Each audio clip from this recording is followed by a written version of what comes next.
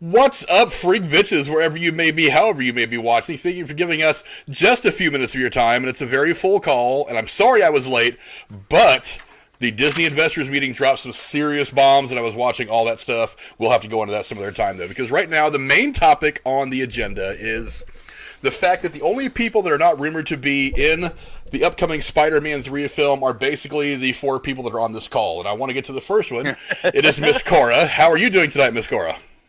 I'm great. I got some great news today, so I'm all happy. Good news is always a good thing. It's very, very positive. Good things to happen this year are been kind of rare and few and far between, so anytime it happens, we should highlight it. The other one is my hetero life mate, Mr. Jeremy Wolner. How are you, sir? I am fan-fucking-tastic.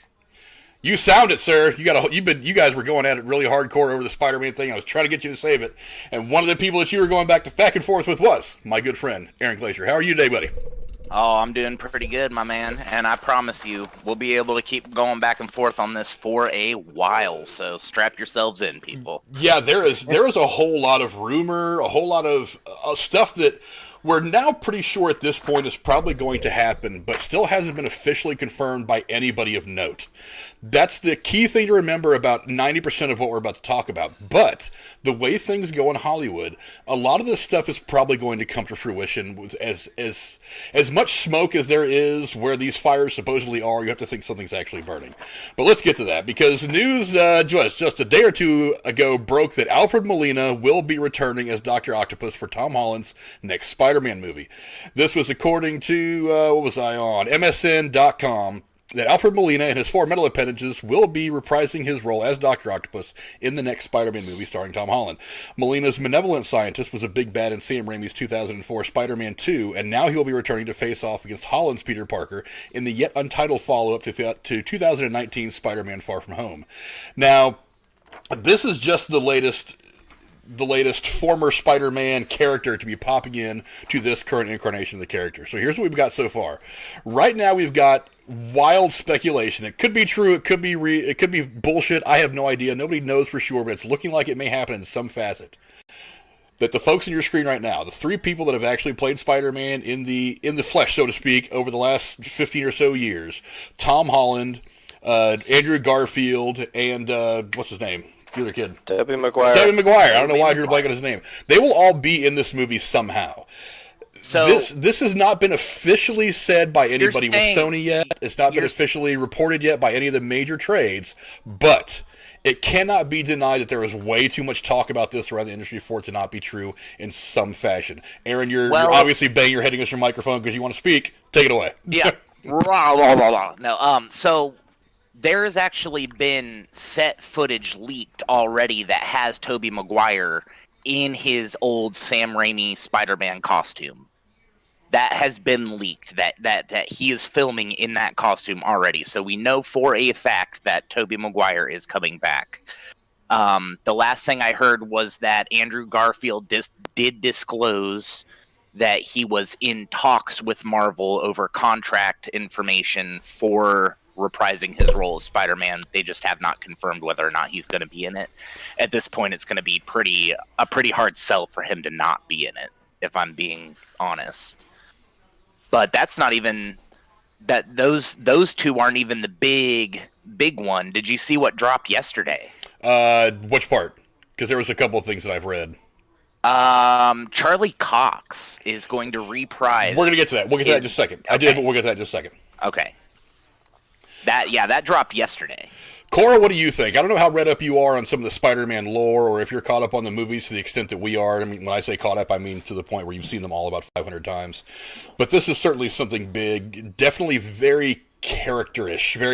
It's going to put a whole lot of aspects about Spider-Man out there on the screen. Do you think this is going to end up as big as it's being talked about? I think it has potential if it's done well. We talked earlier before we went live. The only thing I can compare to this, in my recollection, is how CW's TV series The Flash has kind of encompassed this whole idea of multiverses with different Flashes that look different and are different ages and have different lives. But how the fuck are they going to fit all of these characters who are reprising roles or doing guest appearances in a movie format, in the time frame a movie runs for, and still have a quality plot. They might as well make it a TV series or a limited series on a streaming service if they're going to go this angle. So I think they're biting way more than they can chew, and it's going to be really hard to get the job done. Well, we'll say, yeah. Aaron, go ahead. You were probably going to say exactly what I was going to point out. Go ahead.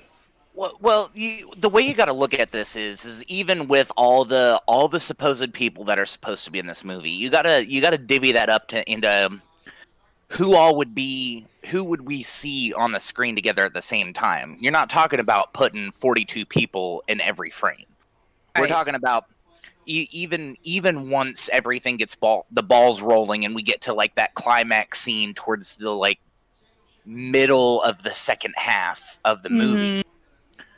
At like most, for some reason, all the Spider-Men would converge for one big fight, and somehow they're all there at the same time. That's actually one of the theories. We still only see at most 4 or 5 heroes together, and we've seen that. We've seen that in Avengers. We've seen that in Age of Ultron. We've seen like I don't see this turning out poorly just because of how many heroes or how many villains are in it.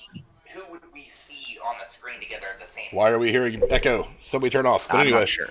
But look, do you want the extra view or not?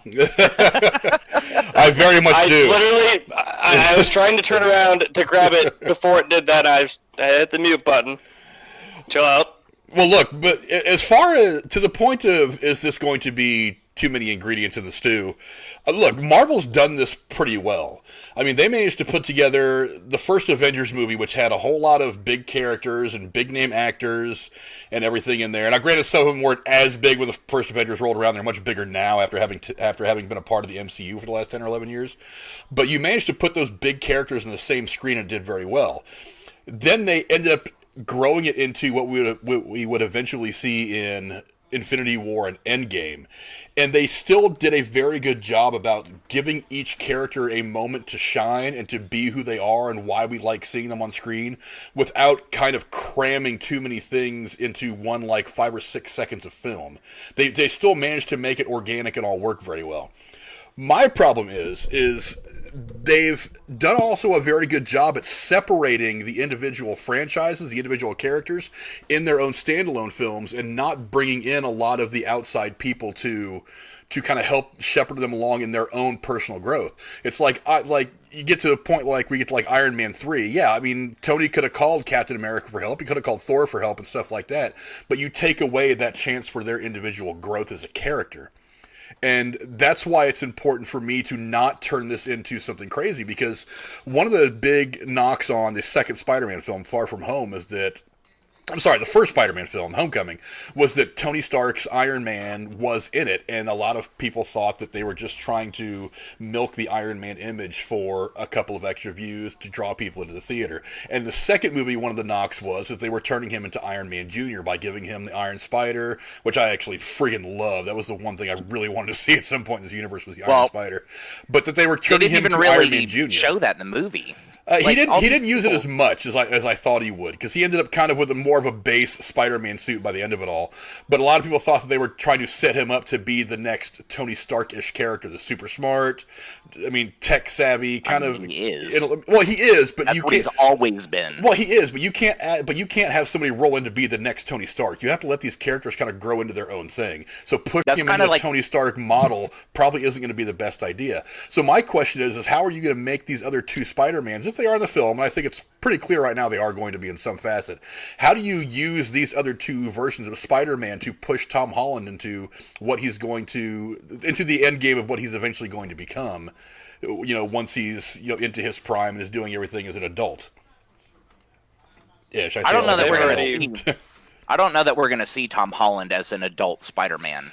I don't think they're going to do 3 movies and bail. I really think that, look, they have the habit, or they have shown already that they're going to keep people around for a minute. They've already said that Thor's going to be around for a while. So even though we've already seen 3 Thor movies, we're getting a 4th. They've already said that Thor, also in part because he's a god, he's not a human character, he could be around for a while. We're also going to see other characters that are going to last for a little while past their own films.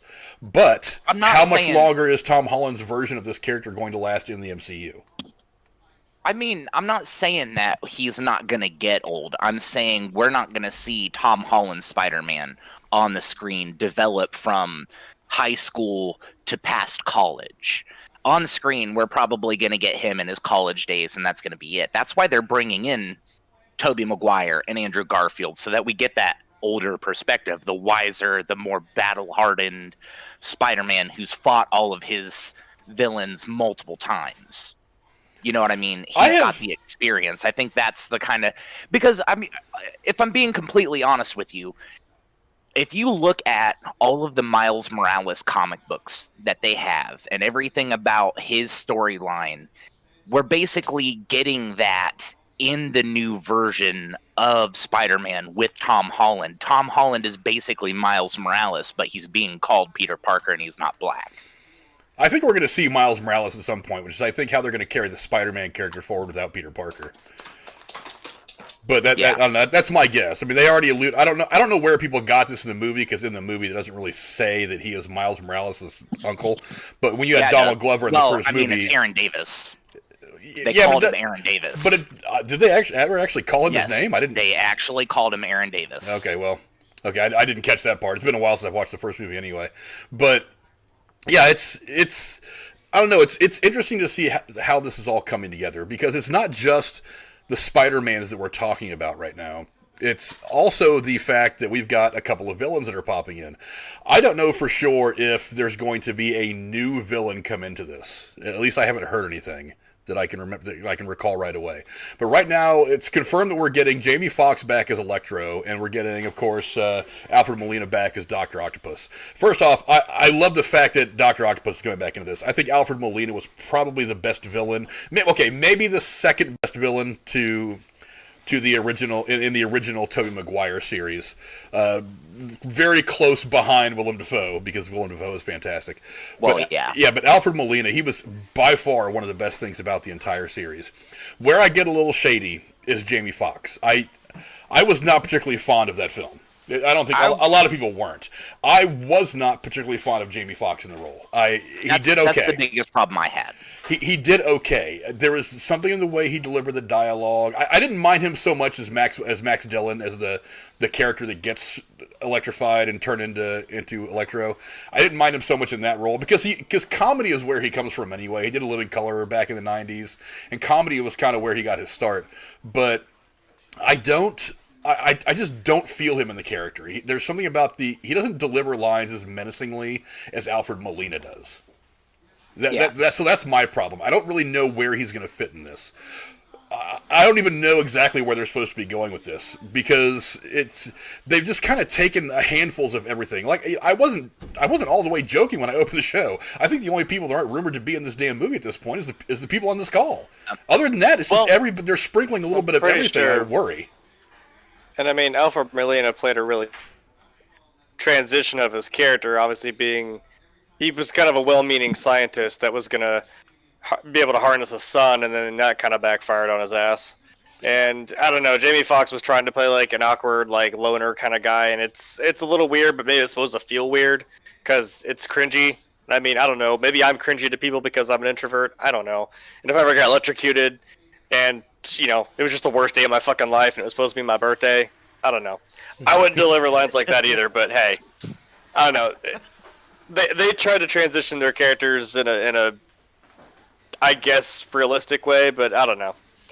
When you compare Alfred Molina to Jamie Foxx, I mean, Doc Ock kind of stole the show on that one. Yeah. Well, my big question is, how are they bringing these characters in? Because technically, in continuity, Alfred Molina's Doc Ock is dead, and so is Jamie Foxx's Electro. Well, what if they did something where it was some type of crazy situation, and they had access to some time teleporter machine, and they purposely, like in Bill and Ted, when they go back and they pull all the people back with their history report. We're not gonna do another time travel. We actually already have an answer as to how. It was just an idea. Who parked the DeLorean somewhere? Yeah, right. Somebody left the DeLorean in Queens, and somebody came across it. Look, okay. The ceiling is limitless for this franchise. Excited for Dr. Octopus, not so. Sorry, we're getting a donation. Big up, Frank. No, I was like, Yay! Yeah, Give Randy. him money. Yeah, Randy Viper just donated and said, "We will see Green Goblin, Venom, Carnage, etc. The ceiling is limitless for this franchise. Excited for Doctor Octopus. Not so for Electro. Big ups to me and obviously to everybody. they're not going to bring Carnage in until after the second Venom movie. Yeah, Okay, well- they are supposed to bring Carnage in, but it won't be till later. I could get behind that. Well, let's talk about the cast as it's listed right now on IMDb, and IMDb is usually fairly updated on this stuff. And thanks a lot, Randy Viper, for the donation. Appreciate it. Right now, what we have so far is Marissa Tomei as Aunt May, Zendaya as Michelle or MJ, and Tom Holland as Peter Parker. Those are the easy ones. Benedict Cumberbatch is going to be in this movie as Doctor Strange, as well as Jamie Foxx, Alfred Molina, Justin Battalion as Ned Leeds, the guy in the chair, and Tony Revolori as Flash Thompson. Those are the two that are for sure on the cast list right now. So we know that Benedict Cumberbatch is going to be in the film. So obviously there's our avenue that we could take to opening these multiverses and stuff like that, because some of the stuff that happens in this movie is supposed to be directly connected to what we're going to eventually see in Doctor Strange and the Multiverse of Madness. So I think that's how it's going to go down. Is Doctor Strange is going to do his sparkly hand thingy, and he's going to end up doing something to bridge these dimensions that ends up kind of, bringing things all together in one spot to get exactly what we're probably going to see.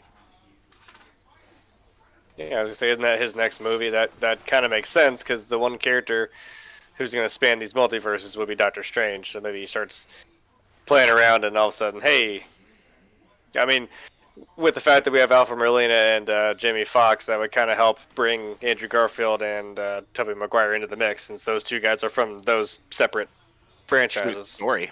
Randy Viper says something interesting, though, and it kind of reminds me that there's a couple of things that have been really drowned out by all this news lately of Electro and all three Spider-Mans and all that, is we already got hit with that stinger at the end of the last Spider-Man movie of J. Jonah Jameson running the DailyBugle.net.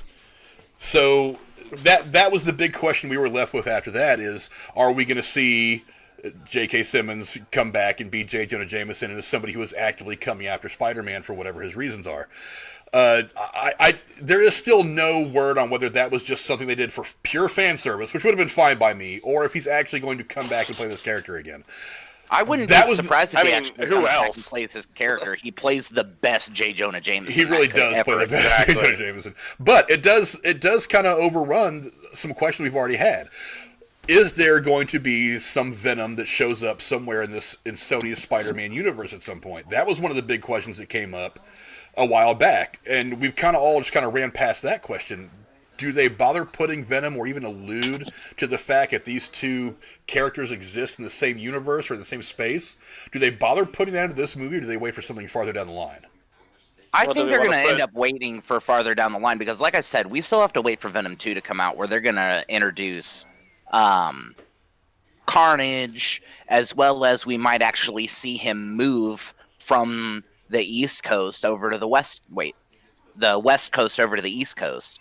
Well, he's from New York. Venom takes place in California. Yeah, but Eddie Brock, he says he's from New York. Right. Yeah, but he wasn't in New York for any of that movie. So he's already got a New York connection. All he has to do is say, okay, I'm going back to New York to work for maybe the Daily Planet. Who the hell knows? Well, you mean the Daily Bugle? Or Daily Bugle, yeah. Daily Planet, whatever. Superman. I mean, at this point, you may as well put Superman and Batman in the friggin' movie, too. Why not? I mean, I'd be all right with that, but Me it's too. not going to happen. I'd watch it. I would. And then there's also Might make it better. Maybe. And then there's also this other thing that's out there, is Morbius. Morbius has already established a connection to at least one of these worlds, because in the trailer it shows that picture or painting of Spider-Man in the alley as he's walking by. So clearly he exists in one of these worlds. Is he going to be a part of the larger Spider-Man movie moving forward? I don't see Morbius, or for that matter Venom, being a part of this film right now. I think that happens somewhere farther down the line. If it happens at all in this film, it's probably going to be like a cutscene. I could see Morbius, but we're going to see more than just that, because we know that Morbius is connected to Tom Holland's Spider-Man specifically because of fucking Michael Keaton's Tombs was in the trailer. Tombs was in the last part of the trailer, that's right. Are we going to bring back, like, Tom Hardy for sure as Venom? Because I know that wasn't like a Sony thing, so I don't know if they're going to have talks about trying to maybe merge that into their whole thing. I think if you're going to do it, it's Tom Hardy. I'm pretty sure Tom Hardy signed a contract with it, and he is definitely going to be Venom in Venom 2.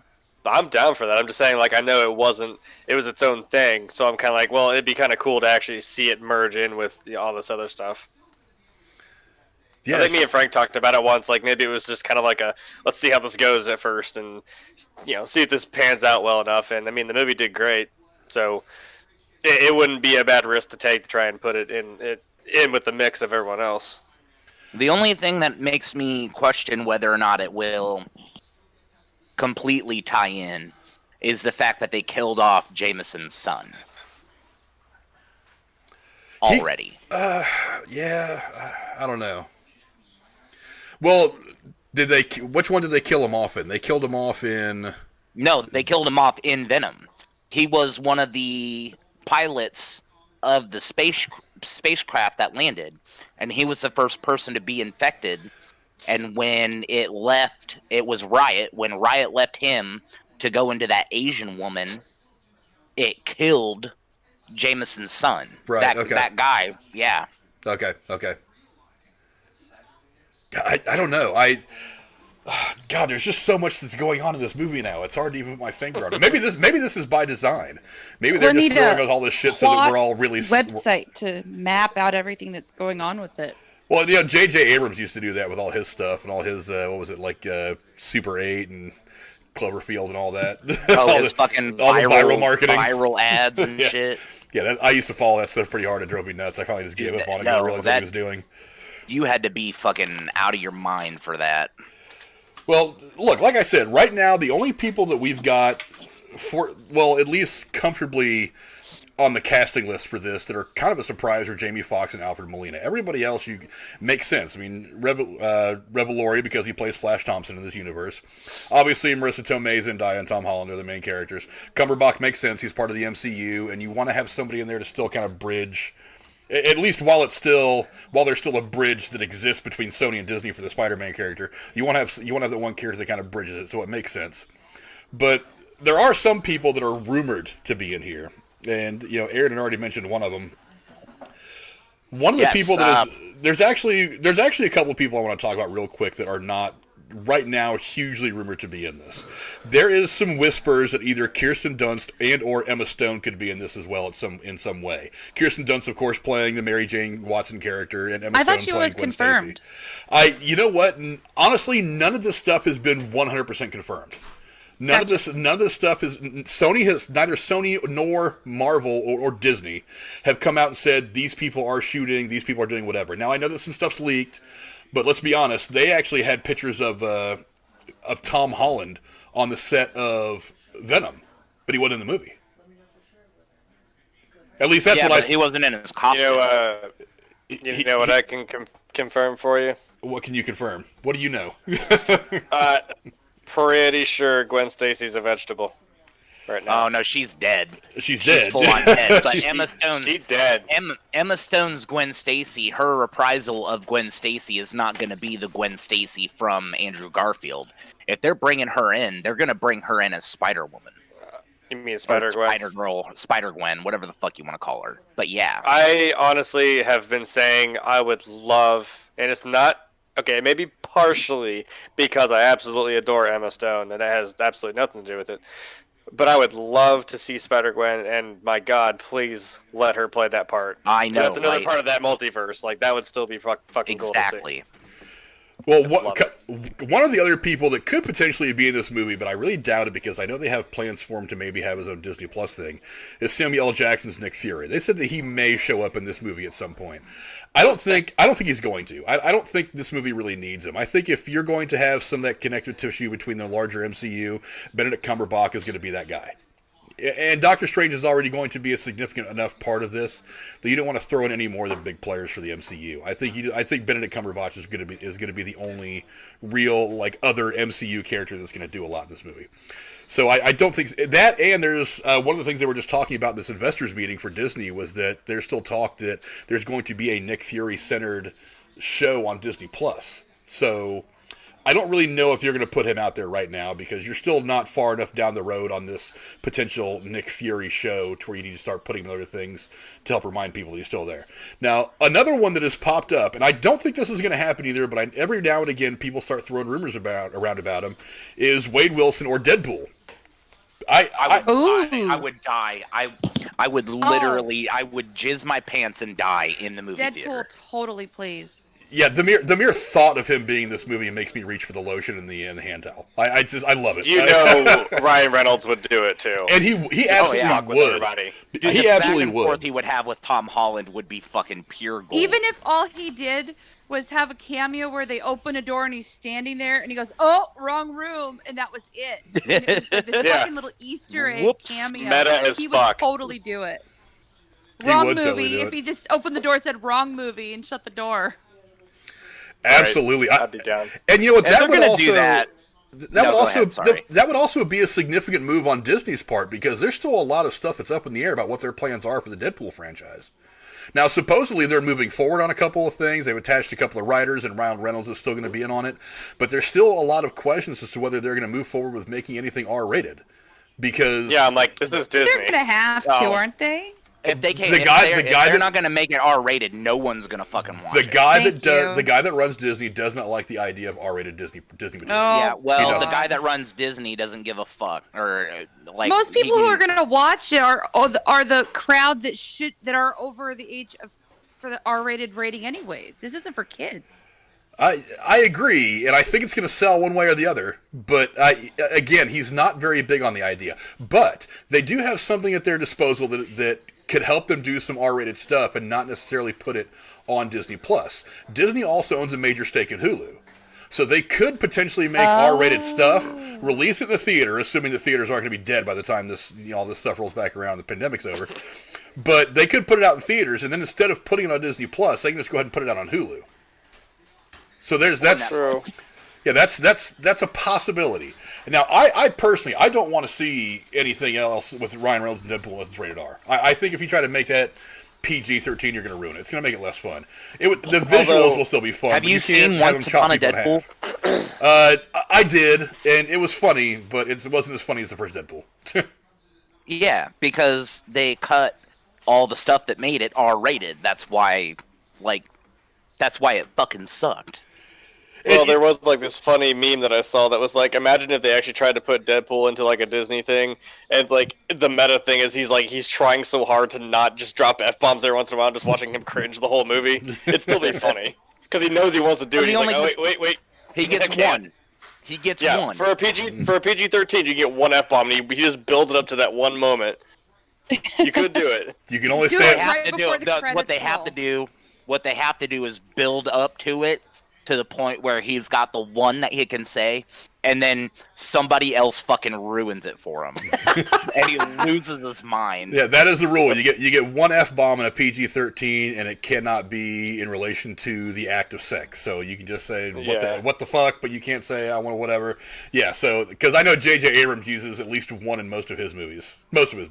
Yeah. I remember watching the director commentary for Super 8, and he said that he specifically saved that one F-bomb in that movie for that spot because he thought it worked out. It was really funny.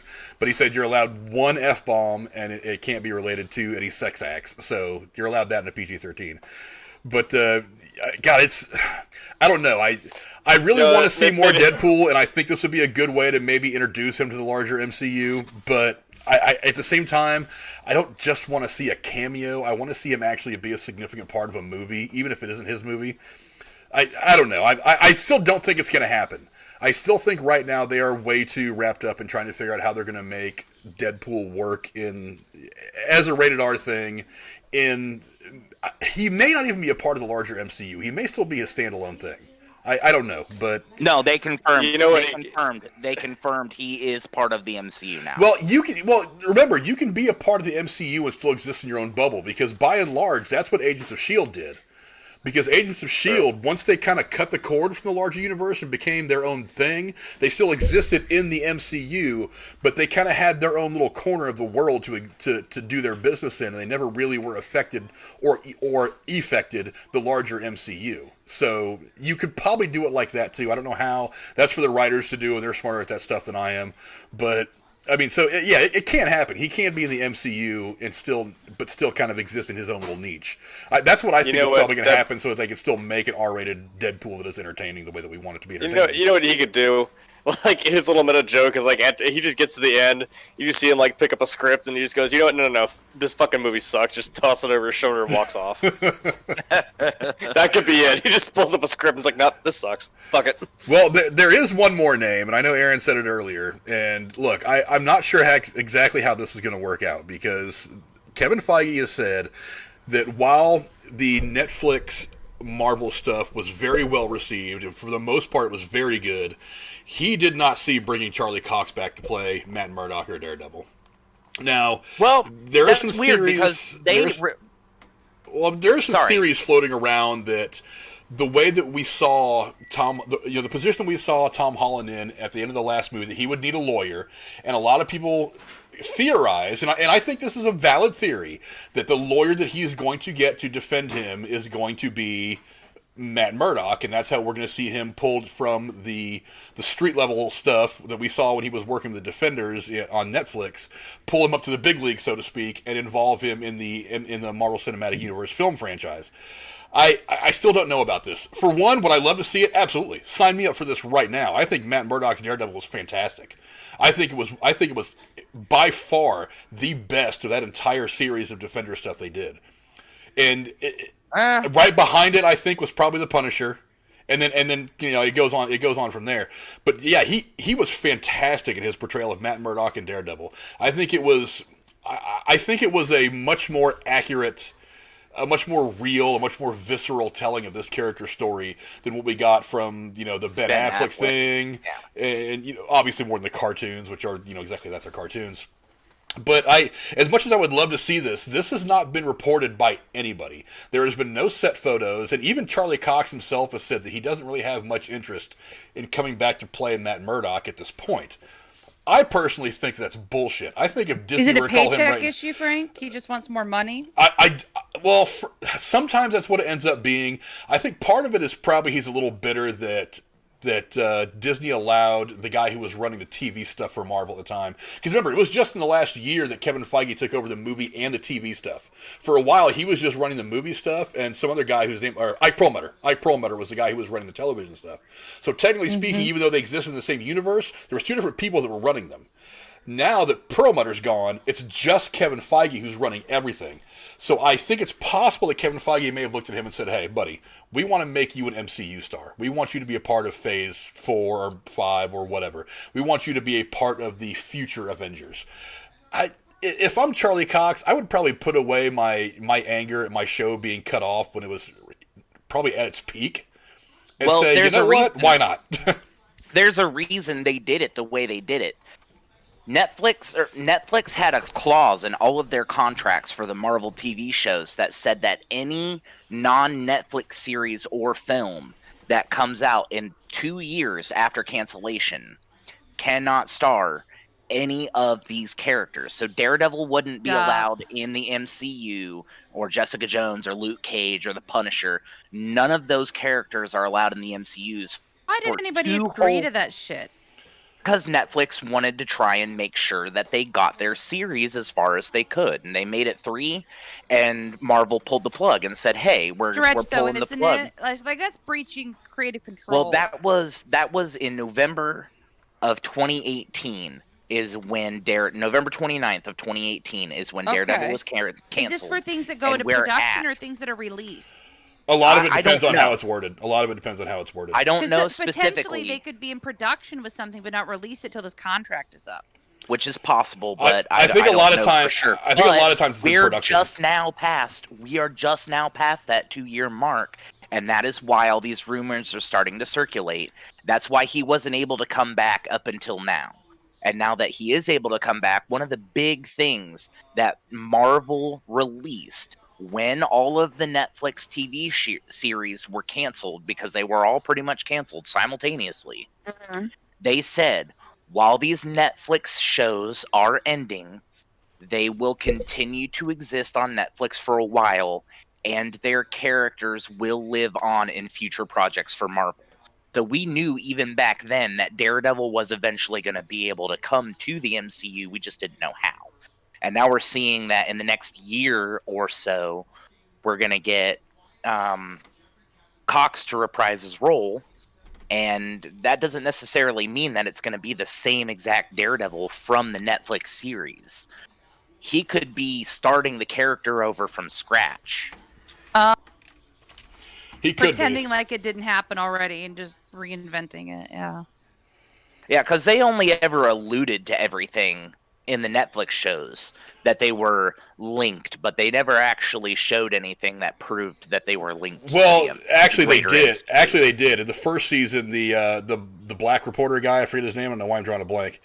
There are actually headlines, front pages of newspapers on the wall talking about the Battle of New York and things like that, and they're definitely talking about the events of the first Avengers film. So yeah, but they never specifically say anything about the aliens. They always just called it the.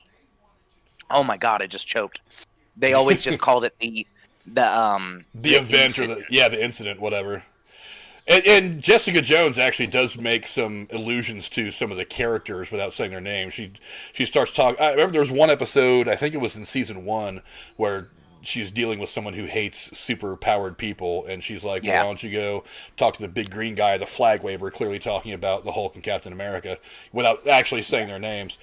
But, I mean, I don't know if you want to... Because, one of the things that they try to avoid is confusing the audience. And I don't know if you want to bring him back and say that he is a different Daredevil or a different Matt Murdock than the one that we've already seen. I think it's just as easy to say, yes, he's our guy. And you may allude a little bit to some of the other people that were in the Defenders to all that. But, I mean, they were meant to be street-level Avengers anyway. And I think, you and I talked about this with our Defenders review, a year and something ago, 2 years ago. Yeah.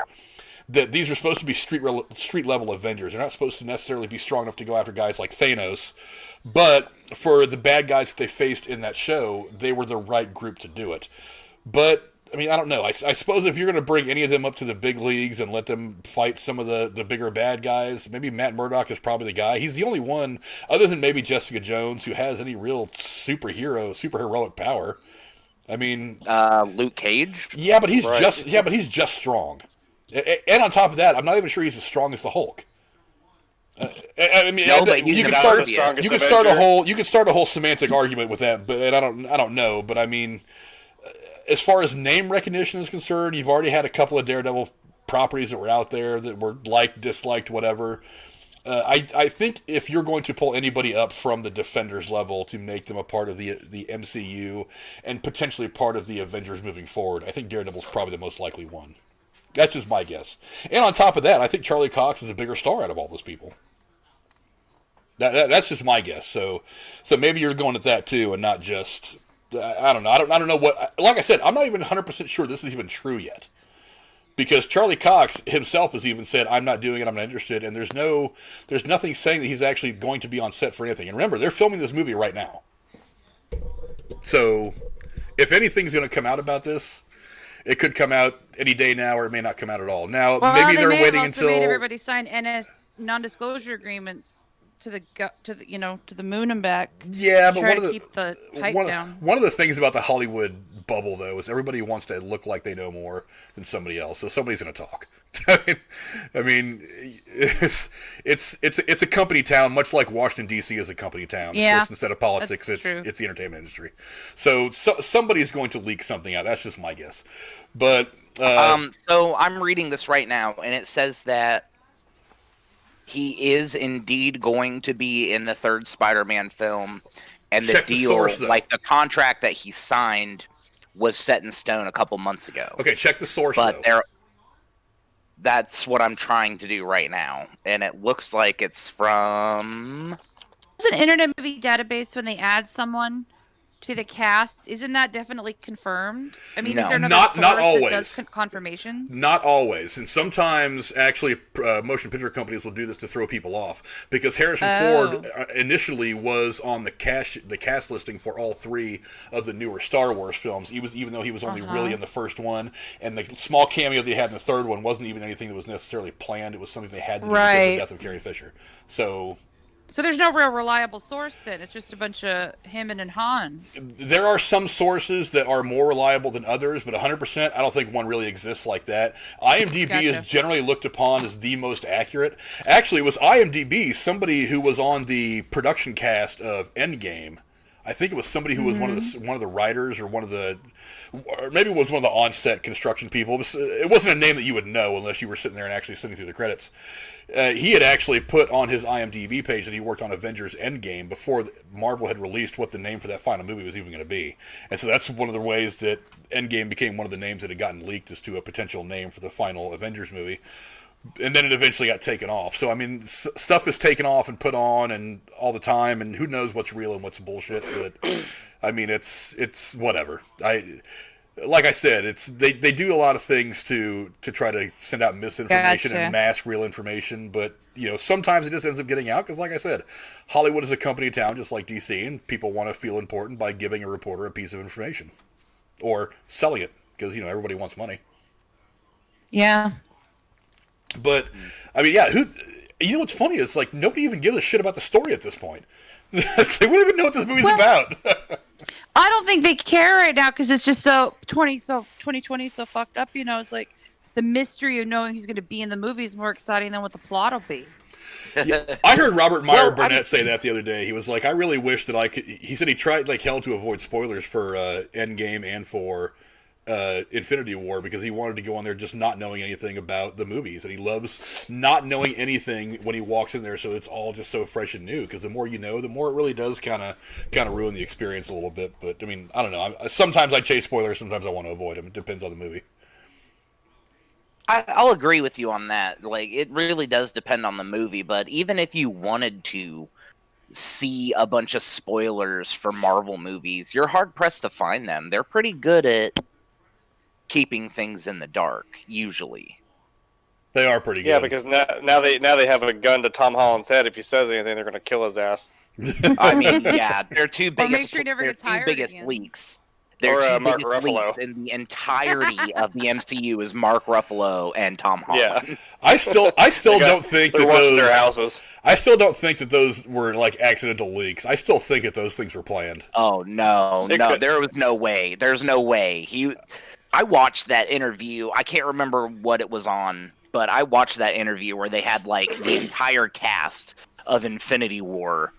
I think it was, like, Oprah or some shit like that. And the interviewer said something about how they were disappointed that Quicksilver's character got killed off in Age of Ultron. And fucking Mark Ruffalo was like, oh, if you were sad when he died, wait till this next one. Everyone fucking dies. And the entirety of the rest of the cast turned on him at once. It was like, dude. He's like, am I in trouble? And then, like, Don Cheadle or something's like, yeah, you're fucking fired, dude. I'm like, right. And if like Tom Holland walks in, like, hey guys, I'm alive. I'm like, okay. I know he caught. I know he caught a lot of shit for when he had the iPad with the script for Far From Home. That was how they revealed the name of Far From Home. A lot of people, it wasn't widely known. That wasn't a reveal. That was, we didn't even know they were making a Spider-Man 2 because his character was fucking dead. Because that dropped before Endgame came out. Like, that was in between Infinity War and Endgame that little tidbit dropped when he was like, yep, just looking over the new Spider-Man fucking... Right. Like, dude, what are you fucking doing? I still think they're planned. I really do. I don't think he did any of those by accident. Because I think if they weren't planned, because he did more than one. He did, 3 or 4 kind of big ones? Kind of big spoilers? Am I remembering that right? I only remember the one. Yeah. Yeah. No, because he did spoil something for the first movie, and I can't remember what it was. I feel like they would have killed him after the first one. and not waited for him to do it 2 or 3 more times before they were like, dude, we're locking you in a cave until this movie's already out. Yeah, I really feel like they would have gotten him a lot sooner if they really were worried about him leaking anything. But that's just me. But yeah, go down in the comments, guys. Let us know what you guys think. There's a whole lot that's coming out about this. What were you saying, Aaron? I think that he's too good of a Spider-Man for them to kill off, especially that Kevin Feige. As much as the man is neurotic as it comes to these movies, they really don't like recasting people. We want the same actors, and they want the same actors. That's why it takes them so long to get a script nailed down when they're doing stuff, because they're like, oh, well, we don't know if we're going to get this guy in to play the main baddie or a side role in this movie or that movie or whatever the hell. Like, they didn't even know Tony Stark was going to be in Civil War until they actually were most of the way starting to film it, because they weren't sure he was that Jesus Christ, Robert Downey Jr. was even going to be available to play the role. Well, he did have some contract issues, kind of like right in the middle of the MCU. Right. So they, as far as I can think, off the top of my head, there has only been 3 recasts in all of the MCU, and one of them you would never even be able to tell was a recast. And Mark Ruffalo doesn't look like fucking Edward Norton. No. So it's Mark Ruffalo, Don Cheadle, and then yeah. Oh my god, this triggered the fuck out of me saying his name like that. And then sorry I cut you off. I can't remember what his name is, but dude that played Elrond. Yeah, Red Skull. You talking about oh, fucking... Yeah, see, I can't... Agent Smith. No, I know exactly... And, yeah. Not V for Vendetta. What the fuck was his name? Yeah, Agent Smith. Fucking... Hugo Weaving. Yeah, Hugo Weaving. Hugo Weaving. There we go. I got it! Those are the only 3 characters in the entirety of the MCU that have been recast. Yeah. We're not. We're 20. What? We're 20. We're going on 26 movies now. They're not gonna want to recast anybody that they don't have to. So I imagine they're not gonna fucking kill off. They're not gonna kill off Tom Holland's Spider-Man and cast a new one, especially since they just fought their way to even get him into the MCU. Even if he does have a big mouth, they're probably just going to start docking his fucking pay. And you know what I mean? Like, even if he is leaking like a fucking battleship with 65 holes in it or some shit, it doesn't matter, because he plays the character so well. They're not going to recast him. We're too far into the franchise. They can't bring out a new fucking Spider-Man like they did War Machine and Iron Man 2. That shit doesn't make sense anymore. They'll make enough movie on the Uncharted movie. He won't even care. No doubt. He's also got another one that he just did with chick that played Rey in Star Wars that was made like 2 years ago, but it stayed on the shelf for some reason or another. I think that's supposed to be dropping. Ridley? Yeah, Daisy Ridley. I think that's supposed to be dropping at some point in the next year or so. Next year or two. Nice. It got pushed back for a bunch of reasons, and before even the pandemic, and then the pandemic came and just pushed it that much more. But yeah, there's just so much going on with this movie right now. So I don't even, who even knows what the story could be? I mean, obviously, and what could the title be? I mean, is there going to be home in the title somewhere? There seems to be in all these movies so far. So, I don't know, bringing everybody home, whatever, who the hell knows? Home for dinner. Home for Christmas. Maybe. Good, I'm sorry. What does it even come out? Home Sweet Home. Maybe. There you go. Somebody actually leaked the name. I can't remember what it was, but it does have home in it somewhere. Let me look it up. Home is where the verse is. Maybe.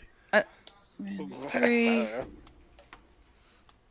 Homeworlds. I think that's what it was that I saw. That'd be kind of cool. Home Dimension. There you Home Alone. Could be. Have Macaulay Culkin I think pop in, Homeworld's- bash one of them in the head. I think Homeworlds was the one. I think Homeworlds was the one that I saw, but I can't remember. If I search Homeworlds, a bunch of shit comes up. I've also heard rumor after rumor after rumor that they're going to start introducing people like some of the X-Men and Fantastic Four in this. I really don't think that's going to happen, though. Why not just Mandalorian pop in? I mean, Baby Yoda on his back. Why not? I'd love to see the Mandalorian wrecking shop in New York. That'd be fantastic.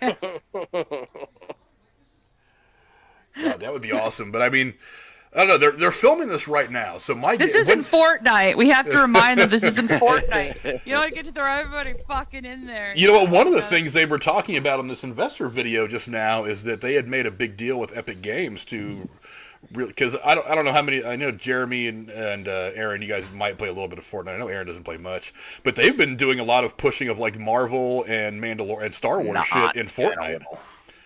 I mean, the only reason I actually went back to Fortnite now after probably like a year, maybe even 2 years, was because of the Mandalorian. I was like, you know what, that's actually pretty fucking cool. Like, I'm a sucker for anything Star Wars, so I'm also like, it'd be pretty badass to run around as Mando. And you or Casey was the Mandalorian when you guys were gaming together. I have it. Yeah, I actually had it too. I jumped on there with Casey the other day. And I was, I looked at I had 950 V-Bucks that were still in my account, because I haven't played much Fortnite since they switched over to Chapter 2. The game kind of got away from me at that point. I was like, I'm not interested now. I'm going to go back to Call of Duty.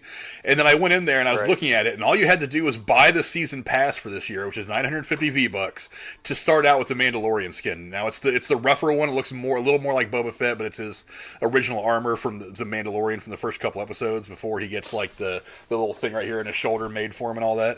But I was like, you know what? I'll drop 950 V-Bucks on this season just to get that skin, because I'm not really paying any money for it. It's all V-Bucks that I earned over the last year and a half that I played it. So it's actually cheaper now. Is it now? Well, I don't know. I went ahead and bought the season pass just to get the Mandalorian skin, and I'll play it a little bit here. It's a little less, and it is pretty cool to as you level up in your battle pass. You do the little mission every like 15 levels or something like that to get a new piece of the armor, and you piece it together kind of like he does in the show. So that was pretty fucking cool to me. That's why I did it. Did you know in Frank's Fortnite world, he has the Twin Towers? He built that shit. I've started to, yeah. Detail on that. I know it's a side note here, but Aaron's seen it. I know I've showed it to Aaron before. I think I may have shown it to Jeremy at one point. Huh. So I don't want to steer the topic away from Fortnite while you guys are in the middle of it, but yeah. So I have this article up. It's from Small Screen UK, Small Screen CO UK, whatever the fuck. But it's a United Kingdom website where they have an insider source that the name for the upcoming Spider-Man movie is officially titled Spider-Man Home Run, and that the plot leak is that he will be going to be locked in a dangerous battle that takes him into different realms of the multiverse. So what we'll probably end up seeing, if this is true, instead of having all these Spider-Men on the screen at one time, we'll probably see him in each one of those Spider-Verses for periods of time, which would explain why. So I'm imagining, like, in my head right now, what I see is him getting dropped in the middle of Spider-Man 2, Sam Raimi's Spider-Man 2, when Doc Ock on the subway. where Doc Ock and Tobey Maguire are in the middle of their fight in the city the first time before they, like the train scene. You know what I mean? Like, he's there that'd be for good that. Guess. And then somehow manages to get out of that, and he's dropped into Andrew Garfield's world, and they're in the middle of that scene where either he's right there with the Times Square or Electro. possibly even with Electro, or at the power facility towards the end of the movie, which could also explain how they bring in Gwen Stacy as just Gwen Stacy, because at that point she would still be alive. So maybe this multiverse. He goes to lead the multiverse. He hears like a crack in the background. He's like, "Yep, right. time to go. Oh, Time to go." like That's the sick, bro. script scenes from the previous I'm Spider-Man movies and pick a scene and letter for letter, word for word, run it and just slip him into it somehow. Yeah, like they did in Okay. Endgame, where they basically went back to the big battle of New York. They had all their costumes, everything was the same. They refilmed bits of that. I don't know if you've ever like watched the old version of it, like the actual Avengers 1, and then looked at the same scene that they redid in Endgame, but it was definitely a reshot thing. It wasn't something that they did and they were like, oh, well, we'll just reuse the footage from the old movie. They reshot that scene to make it better, like higher definition, updated shit, all that. So I wouldn't be what you're saying. They just took the old script and added a new Spider-Man into it at some point, and then they reshot all that stuff. And we'd only be talking about maybe like a 15 to 20 minute segment where he's in each of those worlds, and that gives you plenty of time for him to go through the rest of the story.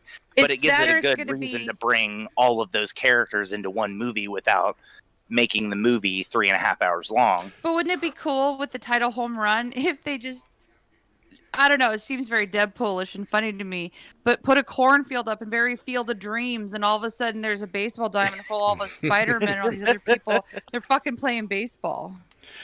I would very much say, like. actually- I would very much like to see the visual of like all three Spider-Men are sitting there talking or whatever on the street after something happens, and then like something happens a few blocks down that gets all their attention, and then you see all of them start running towards it, and then just this one moment where they all kind of shoot webs and shoot at it in kind of different directions. That would be kind of epic. You need to tweet that shit. They can put it at the end of the credits.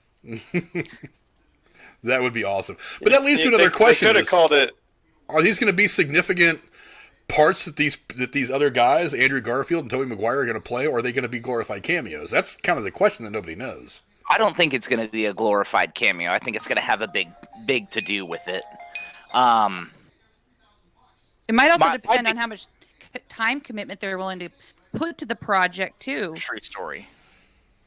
Like if Toby only has a 1 week opening where he can do something, they're going to have to make it small. So They could have called it Home Away from Home. That would have been cool. I like that way better. Way better, Jeremy. That would have been cool. If we're doing a multiverse thing, I'm just going to be extremely disappointed if we don't have an animated Spider-Man like fall out of the sky in live action world, just animated right there on the street. Like, what? With the original Spider-Man theme music. And then just No, Spider-Man. they need to be doing. Oh my god! They need to be doing that meme where all the Spider-Men are pointing at each other, like, hey, you shouldn't be pointing at me. You were pointing first. Well, I'm pointing at you to show that you shouldn't be pointing at me. And then Deadpool looking on, laughing, and just pointing at them, laughing his ass off. Just sitting there with like something to eat or drink, just with his feet up or something, just laughing. like a thing of popcorn, just fucking laughing at him. That would be a perfect time for Deadpool to come in and say something absolutely ridiculous, stupid, and hilarious. I know, right? Oh my god! Like all of them kind of come across each other, and then he's like, "What the fuck is all this about?" That's the end credit scene. That's the end credit scene. He wakes up, Deadpool opens his eyes, and it was all a fucking dream. And he's like, oh, now I got to go to the bathroom and clean myself off because he had a wet dream with all those Spider-Man. He's like, man, wouldn't that have been great? Started with Frank's idea with them on the sidewalk, and then have it all tie into that. Beautiful. I love it. I fucking love it. I personally will not be happy at all until I see Deadpool on a bicycle riding down the street with Spider-Man sitting on the handlebars in a movie. Even better. Take that idea, but simulate it to like Dorothy and Wizard of Oz, and make Spider-Man Toto. God damn it! And make Deadpool wear the dress over his Deadpool outfit. That would be very Deadpool. That'd be perfect. Yeah, he would do it. Wicked Witch, you know. That would be perfect for Marvel's What If. Hey, I don't know. I'm gonna have to do a video at some point about some of the stuff that I saw in this investor call too. But I'll wait till you guys get a chance to at least watch the Marvel stuff because it was something. It was something special. How long was the investor video? The entire video was a little over 3 hours, but the last and there was interesting stuff on there. I mean, from industry perspective wise, there was stuff about how they're reaching out to other regions of the world outside of the U.S., other markets, without actually being Disney Plus. Because it's like, I know in Europe, instead of being Disney Plus, they're this thing called Stars or Stars Plus or something like that. And in Canada, they're one thing, and in South America, Disney Plus isn't available in all markets in the world, so they use other vehicles to get Disney. Frank, you should do a video where you watch the whole. You talk about how you watch the whole 3-hour video and literally make all the notes of all the highlights of it, so people don't have to watch the whole thing. And listen to your show. I made 5 pages of notes just on the little bit that I actually cared about. But they talked about a lot of things. They talked about how they're expanding Disney Plus, about their market growth and things like that. One of the things that was interesting, and maybe I'll save a lot of this for another video, is the way they're filming The Mandalorian, the way they're doing this virtual movie set thing. They're actually building 3 more of those. Because of they're going to be using these to film all of their upcoming shows. Because they did, I know me and Jeremy have talked about an Ashoka spinoff. They actually just announced that on this thing. We're going to be seeing that come out, and not just for the Star Wars stuff. They're going to be using it for the Marvel stuff as well. So these new 3 studios they're building. It's called what the hell is it called? Let me get my notes real quick. It's called Screen something or other. Are you talking about the one out in New Mexico that they're building? Stagecraft. They're building one in LA, one in London, and one in Australia. So they're going to have essentially 2 in Los Angeles. They're going to have one in Australia and one in London. I would imagine you're going to see them build at least 1 or 2 more after that. But just the Screencraft way that they have of filming The Mandalorian, it's very, very interesting, and it makes it all look very, very fantastic. But I mean, it's industry stuff, some of the jargon, some of the inside baseball stuff, which most people don't care about, and sometimes I don't either. But it's interesting because I do like the process of. Maybe that's why they're pushing all the movies to be released straight to streaming, because they need that cash flow coming in to pay for these new studios being built. The one thing that they announced was not going to streaming, and this was the big piece of news that I was looking for, was Black Widow. Black Widow is holding its release date in March. As of right now. But it's just never going to fucking happen. We're never going to get to open theaters. I can't see it Disney can always change their mind and decide to put it out on streaming whenever the hell they want. They could flip the script and decide to do this shit tomorrow. 3 times rescheduling the push it back as far as they want. And the movie's fucking done. It's done. Yeah. Like, for God's sakes. I know. I want James Bond so bad it's not even funny. I want to see that fucking movie. Well, look at it this way. Every time they go, "Oh, we're moving it back." Well, look at it this way, guys. I keep seeing commercials for Wonder Woman, and I'm like, "Oh yeah, that's right. That was supposed to be a thing like this Christmas." I'm like, "That's what I was about to. That's what I was about to say. That's what I was about to say. We're about 2 weeks away from being able to review Wonder Woman, and I'm happy about that." I completely forgot about it. Frank, I keep seeing commercials. Can I join you? Because I'm going to watch it when it first comes out. I don't see why not. We'll figure out the details when we get closer. But yeah, it's 15 days away from Christmas and from Wonder Woman dropping both in theaters for now. Yeah, Jeremy's right. For now, yeah. But so she was supposed to come out in June. I would imagine if they were going to push talking about Wonder dropping Woman, it, they're doing a simultaneous release on HBO, yes. So I'm pretty sure it is for sure dropping on the 25th. Yeah, I would imagine if they wanted to push that movie any more, they'd have done it by now. But I think they just want to get this movie out there, and for a lot of reasons. I was talking to Jennifer earlier about what do you get from putting Black Widow out on Disney Plus and not putting it in theaters? It's like, well, you're going to lose money, but you got to think you're pushing back. I mean, they've pushed back 18 months of their production schedule because of this pandemic. It's not even just that. They are not going to release WandaVision until after Black Widow drops, because apparently there is a huge plot crossover.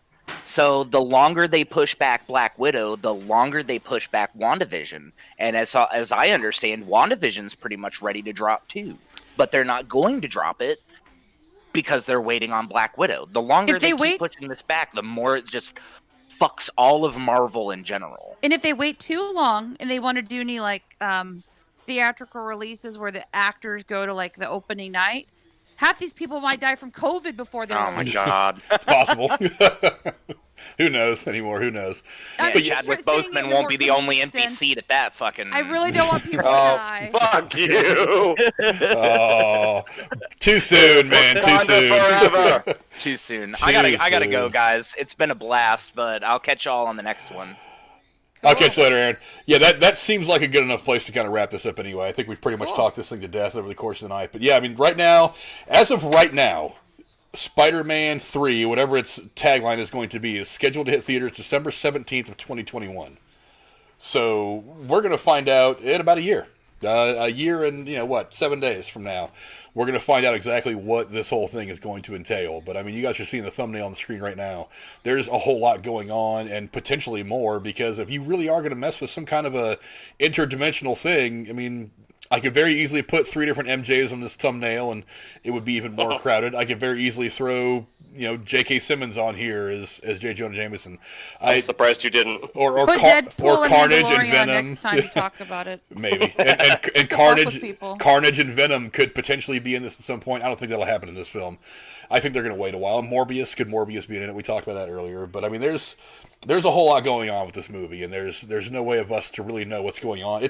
I would imagine we're not even going to see the first teaser for this until, I would imagine, probably late summer, maybe deep in, probably later than that. I think it's going to be deep into the next fall.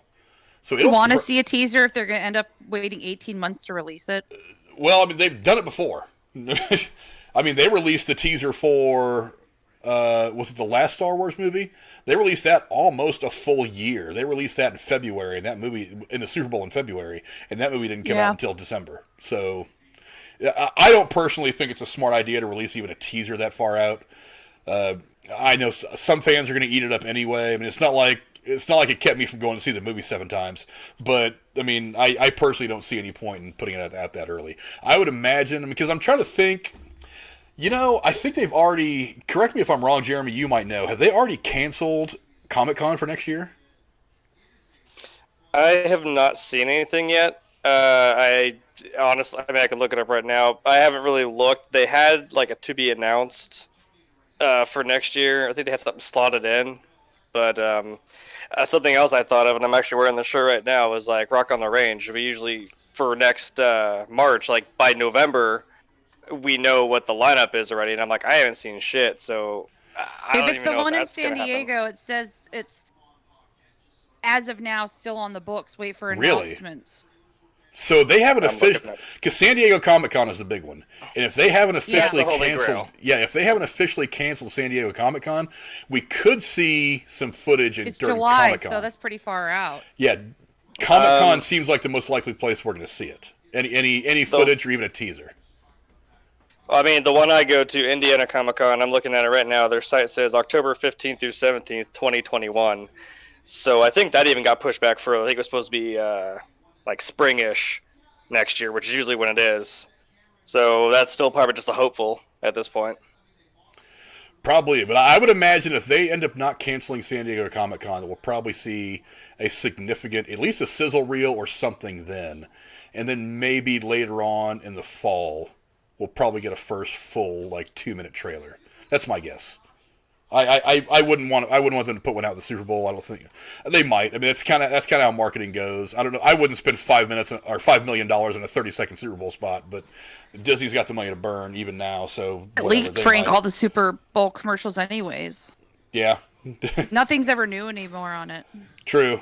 Honestly, the Super Bowl marketing has been hurt by the internet. I mean, this stuff drops on the internet almost immediately after it airs in the Super Bowl. So you may as well just not even pay $5 million for a 30-second spot. You may as well just put it right online. But I don't know. We'll see. But we're going to find out the answer to all the stuff that we've been talking about on December 17th of 2021. Anyway, I want to thank everybody. First, it was on the call. Cora, thank you so much for coming in and again being a part of a great conversation. Where can we find you on social media and all that?